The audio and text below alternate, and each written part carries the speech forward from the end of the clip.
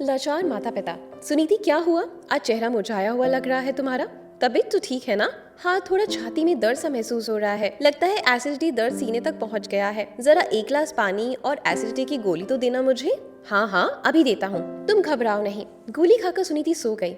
सोचा रसोई में नाश्ते के बर्तन पड़े हैं, झूठे हैं, वो साफ कर देता हूँ और दोपहर के लिए दाल चावल चढ़ा देता हूँ कुकर में। उसकी तबीयत खराब है, आज उसको परेशान नहीं कर सकता। उसे कुछ हो जाएगा तो मैं अकेला कैसे जीऊंगा। आजकल यही चिंता सताती रहती है मुझे। मेरी उम्र 75 साल की हो गई है और वो 70 साल की है। जानता हूँ दोनों एक साथ नहीं मरेंगे, एक आगे जाएगा तो एक पीछे, लेकिन जो भी पीछे जाएगा वो अकेला रह जाएगा।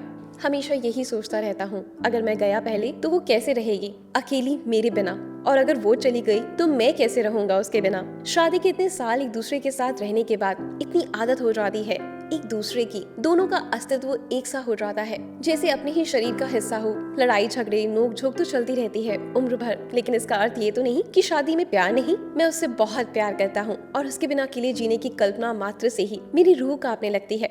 हम दोनों अकेले रहते हैं। एक बेटा है, अमेरिका रहता है अपनी बीवी बच्चों के साथ। फोन पर बात होती है रोज, हर महीने पैसे भेजता है वो। कहता है पापा इधर आ जाओ मेरे पास रहने के लिए, पर हम ही नहीं जाते। ऐसा अक्सर मैं लोगों से कहता हूँ जब भी वो मेरे बेटे के बारे में पूछते हैं। दरअसल मेरा बेटा इसी शहर में रहता है अपने परिवार के साथ। पहले हम सब साथ रहते थे, पर अब लोगों की आपस में बननी नहीं, हम अलग हो गए। मेरे पास 2 घर हैं, एक 2 कमरों का और एक 3 कमरों का। मैं सुनीति को लेकर 2 कमरों वाले घर में शिफ्ट हो गया हूँ। मैं अपने बुढ़ापे के दिन इज्जत और शांति से गुजारना चाहता था, इसलिए अलग हो गया। मैं और सुनीति दोनों ही सरकारी नौकरी थी, हमें पेंशन मिलती है जिससे हमारी गुजर बसर आसानी से हो जाती है। अपनी मर्जी से आजादी से जीते हैं, शान से, उसके पैसों पर निर्भर नहीं। अरे सुनीति उठ गई, देखता हूँ कैसी है वो। मैं ठीक हूँ सुनील, अब चलो खाना बना देती हूँ। नहीं रहने दो, मैंने बना दिया है। सुनीति की आंखों में मुझे नमी दिखाई दी। सुनील, कितने दिनों से नमन का फोन नहीं आया है, उससे बात करने का मन कर रहा है। मैंने किया था फोन उसे, उसने कहा बिजी है, वो बाद में बात करेगा। मैं जानती हूँ उसका बात कभी नहीं आएगा।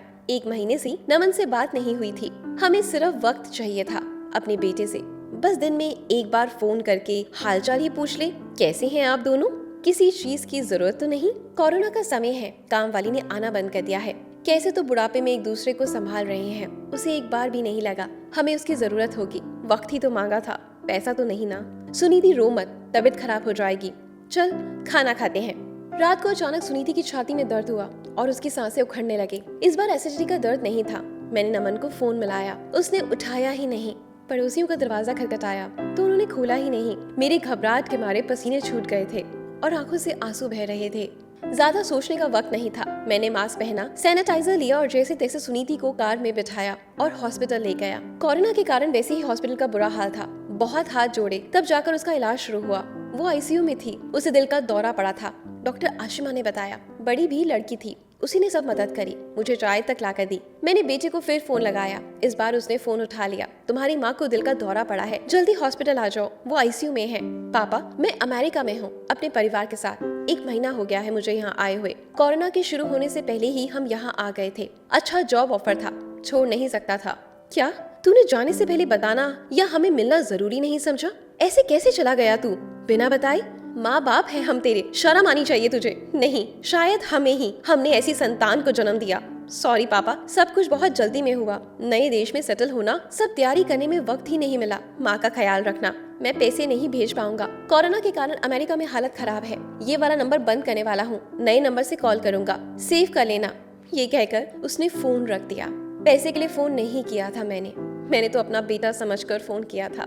इस वक्त मैं अपने बेटे के सीने से लगकर रोना चाहता था, पर मैं अकेला था, कोई कहीं अपना नहीं था मेरा। पहली बार खुद को इतना अकेला और लाचार महसूस किया था। मेरी आंखों से आंसू बह रहे थे। आज 2 दिन हो गए थे सुनीता को आईसीयू में। वो खतरे से बाहर थी, लेकिन दवाइयों के असर के कारण नींद में थी, बात करने की स्थिति में नहीं थी। बार बार हॉस्पिटल के चक्कर काटने के कारण मुझे बुखार आ गया था, वो भी काफी तेज। मैं आईसीयू के बाहर ही चक्कर खाकर गिर पड़ा। मुझे कोरोना हो गया था, मुझे कोरोना वार्ड में भर्ती कर दिया गया। क्या हालत थी मेरी, आप समझ नहीं सकते। एक तरफ सुनीति आईसीयू में और एक तरफ मैं कोरोना वार्ड में। ना मैं उसे मिल सकता था, ना वो मुझसे।